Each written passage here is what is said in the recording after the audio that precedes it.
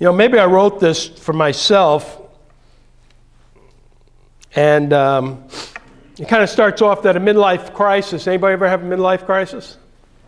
Didn't get there yet. It's not menopause. It's not menopause, but it could be menopause. But it could be male menopause. It could be any of those things in life that interrupt, right? I didn't write that here. I'm still settling in. But it is when a person reaches a certain point in life that generally he realizes that it may be too late for him to accomplish all the dreams he wants to accomplish. That's basically what it is. I had many of them. And I had them at all different ages. It never held that, he had to be 50, but I remember the one at 50, but I remember the one at about 40 too. But I know this, that it comes upon you suddenly. All of a sudden, there's a real wake-up call. And it's kind of this feeling of dread and going, uh-oh. I don't know why I'm feeling so bad, but boy, this doesn't feel good. There's another kind of midlife crisis. It's with the realization in a person's life that the end is coming sooner than you thought. I can remember my father. He retired from being a teacher at 62. And statistically, his life expectancy was about 68 back then. I guess he would have been about 105 now or something. So with that in mind, he began to prepare for the last years of his life. They had just burned the mortgage. You ever hear that expression? That means they paid off the mortgage. They had a big party. They invited people over, and they burned the mortgage. It was all in preparation for this end time coming. He took out his pension proceeds with 10 years certain. Paul, you know what that is, right? 10 years and it's done. You take the maximum amount of money, and I'm not having it after 10 years because he figured he had about 6 years left. 8 years, 10 years maybe. And that was the attitude. He bought a retirement home in a mobile park community down in Florida. He drew up his will. House is paid for. His kids are done college. But back in those days, you see, life was short. You raised your family, you got everything done, and usually death came relatively short period of time from that life expectancy. So you had a little time to think about, what's my preparation? What am I going to be doing? But in those days, people were a lot more heavenly minded than they are today. Every one of them knew that heaven was a place you go to after you die. Heaven was a credible place. Families knew it because life was short. The sweet by and by, that crossing the river to get to the other side, was a reality. They dreamt it. They knew it. I remember talking to my mom before she passed away at 102. Good thing I didn't use her for this because, 102, I couldn't use that same sermon, right?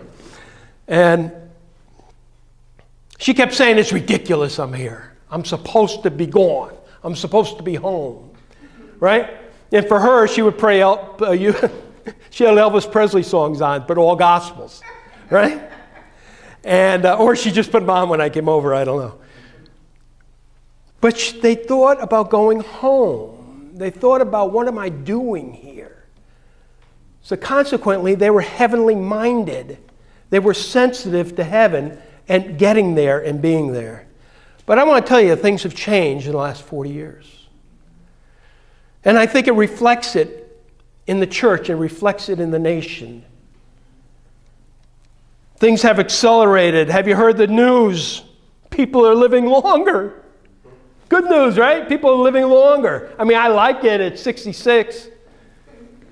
But it does affect things. Everything gets out of whack a little bit. Most are told that, you plan for your retirement, and now you're told you need to plan for 30, 35 years after retirement to sustain yourself. All of a sudden, there's a lot of pressure on you. You know, I just got through work at 35 years. I got to go another 35? What's happening? What's going to happen with everyone? Science, technology, gene therapy has extended life. Now we have things like we hear about robots. Are you ready for robots? Not the other ones I read about too, you know, those crazy ones. Artificial intelligence. Cloning. And they're not cloning sheep anymore. They're really getting around to it. Driverless cars. I think that's the end, right? Driverless cars has got to be the end. But one thing we know that the future's changing. It's not the same as when my dad was, 40 years ago. It's not the same. Life isn't the same. It's not, you go to work and you come home and you raise your kids and life moves on. It's changing. The immediate effect is a crisis. That midlife crisis has changed. But even thoughts of heaven and the sweet by and by are settling things we don't concern ourselves with anymore because we have other things to think about. So heaven is no longer on anyone's mind because it's not immediate. What a shame. So how is this thought of life without heaven in the picture affecting our lives if heaven isn't imminent? It's causing stress and pressures to be financially ready to manage your life for an additional 20, 25, 30 years. Social Security, credit cards, housing, what are we going to do? Got to push off retirement, work longer if you can, stay healthy so you can work or do stuff. Nursing homes, Alzheimer's, what things could get in the way? Is salvation that important right now? Why prepare? Why sit down? Why not just take out a new mortgage? Right? Why not extend the credit cards? Why not start to build for ourselves? Why prepare? The result is that you have to start taking control of your future. And for many, it's a concept of building your kingdom here on earth. Unfortunately, that seems to be the direction, the spiritual direction that people are going to. It's establishing resources, earning more, building better, becoming more self-sufficient. I must take control, make my future, and be my own Lord is the consequence of what's coming down. But people are sensing it. They're sensing that something's changed, that life is changing, that it seems to be flexible now. It seems to have an end that's very scary. And I want to tell you, I find it in new generation coming up. It's very scary for them. They see what's in front of them. They don't see 20 years down the road. They have to see 70, 80 years down the road. And they wonder if they can do it. Suicide rates are up. I wonder why. There's an inherent pressure and stress that's coming. And coincidentally, it's when you get your eyes off of heaven and the hope that we have. Fear and hopelessness begins to settle in. Despair comes. What if, suppose, I'm not good enough or I don't provide and have my needs met? What will happen to me? Fear always says, what about me? What's going to happen to me? Jesus said that this would happen. Faith in God could get choked out. He said in Mark chapter 4, verse 19, we know this as the parable of the sower. We know it that the seeds are sown or scattered on thorns, one of the places. And the interpretation that Jesus gave, the explanation he gave, was that but the cares of the world and the deceitfulness of riches and the desires for other things enter in and choke the word, and it proves unfruitful. Without the Word, your faith is in the hamper. Without the Word, we have no future and we have no hope. But the cares of this world will choke it. Riches are deceitful. They're there one moment and they're gone the next. The things you think you desire, you don't really need. But because of the panic, because of the cares and the worries of this world, we reach out for anything to fill a void that's there. Anything but God. You see, without that impending picture of heaven or putting our eyes on heaven, we put our eyes everywhere else, and it's usually our own self-sufficiency. And then we wonder where stress and worry and anxiety comes from. Pressures of this life could be your crisis. Paul said in 2 Timothy in the 3rd chapter, he said, "But understand this, that in the last days there will come times of difficulty." What are we to do? How do we face these last days? I tend to think that these are last days. I see the gospel spread throughout the world. I see things changing so rapidly.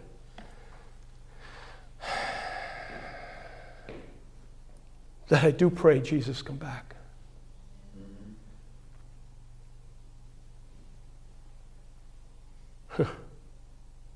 We need to change. We need to come back. Paul said to Timothy at one point, I think he said, you need to go back to do what you did in the beginning, Timothy. You need to go back to the Word. You need to come back home. You need to do those basic things again. You see, as the world changes, we don't need to change. But we need to come back to basics.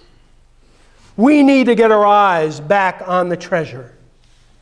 I think we need to come back for an old verse or two that anchors us back in because we forget these things. You see, fear will give you a vision problem. Hopelessness will. It leads to depression, it leads to confusion, it leads to not having a plan and not even focusing on a problem. Fear will focus on the cares of this world. It will actually make you look only at yourself and your own surroundings and not at anything else. Matthew 13, verse 44. I can remember reading this many, many years ago. And I think sometimes it's good to go pull those things out again, those scriptures. The kingdom of heaven is like treasure hidden in a field, which a man found and covered up. Then in his joy he goes and sells all that he has and buys that field. Remember that verse? I don't know, maybe I focus on the joy this guy had. I focus on that. I don't know where he was or how he discovered it, but it was in the ground, I figure. And he I see him digging it up and going, oh my goodness, whatever that treasure is, we don't know what it is. But it was important enough and valuable enough that it gave him great joy. Jesus told this.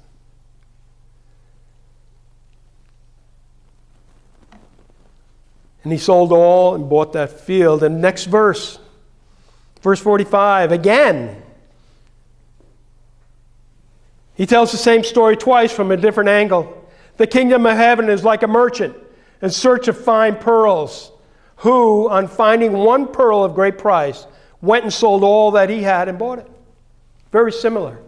And I'm not getting into whether the pearl was a nation of Israel or what it was. But I want to tell you, these two things, this treasure and this pearl, had great value.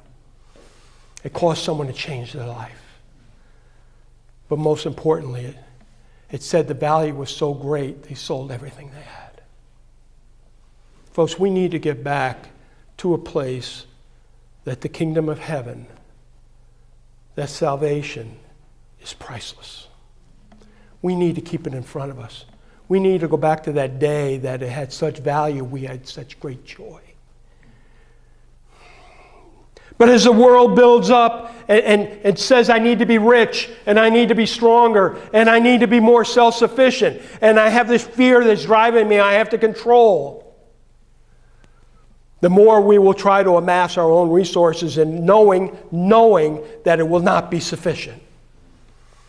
Whatever your bank account looks like, whatever your 401k looks like, I want to tell you, it may not be sufficient. How does that make you feel?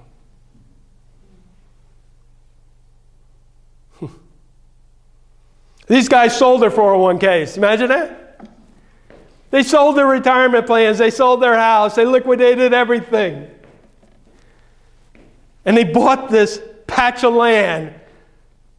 He bought into it and said, this is of such great value. Do you know that sometimes before you come to Jesus, you got to let everything go? You can't hold on to anything. You can't be trusting in Jesus, yet trusting in your riches. Come on, we all do it though. We all have that. It's easy to trust. Listen, people ask me, well, I want to know how come people in Africa get healed. You know what their bank account looks like? Zero. You know what they trust in? Hopefully they'll get some water that day or some fed. They're trusting in nothing else, and when you bring them Jesus, they get the joy that guy found buried in the land, that treasure. And now everything's into the treasure. Everything's into Jesus. And all my faith goes into that. And I'm not double-minded and have two treasures. Selling all, emptying your own resources, and getting the treasure of salvation. The free gift. We need to get back to that. We need to have heaven in front of us. We need to see it. We need to be excited about a joy when our resources run out. Again, I want to tell you, I've been there with no resources. I'm looking some years from now, I may have no resources.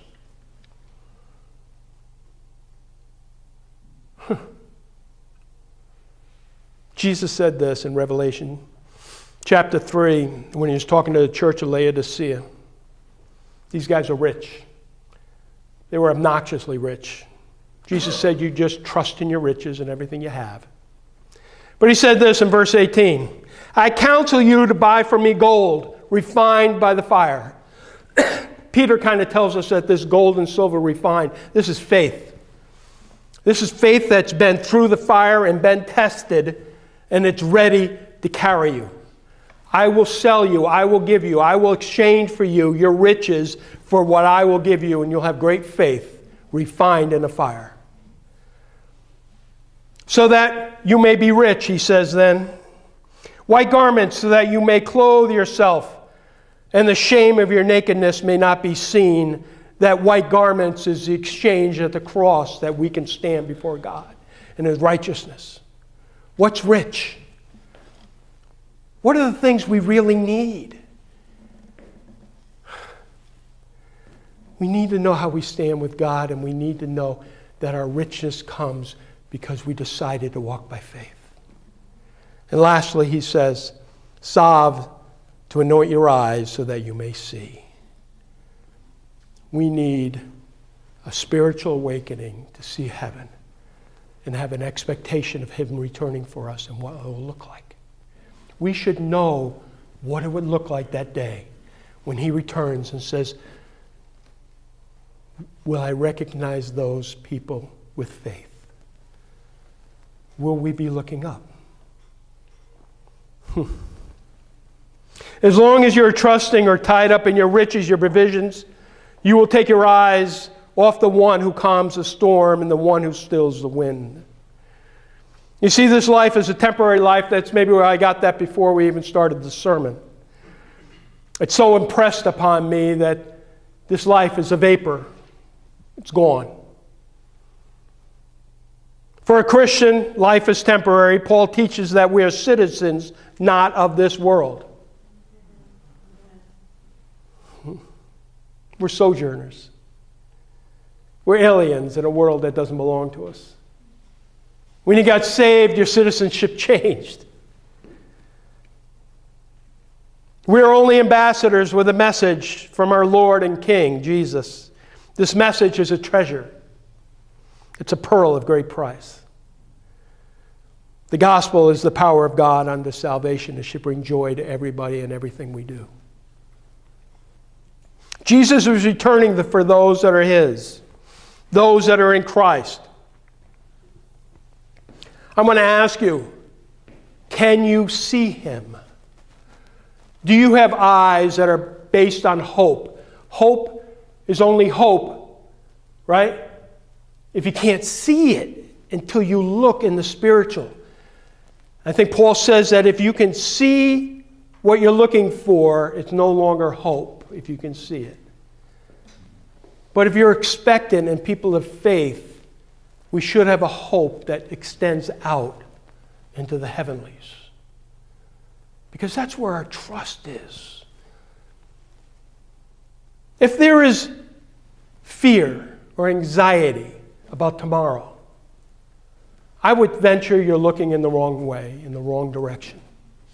I would think that your eyes are no longer on Jesus, but put on your circumstances. We need to be trained to be looking up. I would like it if my wife walked into the house one day, and I'll tell you, I'm not that good. And she said, "What are you doing? What's up there?" And she caught me like that, looking for Jesus. I wish I was doing it. Looking for Him. Where my hope comes from. For some people, life is very short. But for others, we're faced with this dilemma, this crisis. We involve ourselves in businesses. We involve ourselves in things to prep ourselves. But we keep missing the pearl of great price. We keep missing the treasure. We need to come back to it. Take out your word.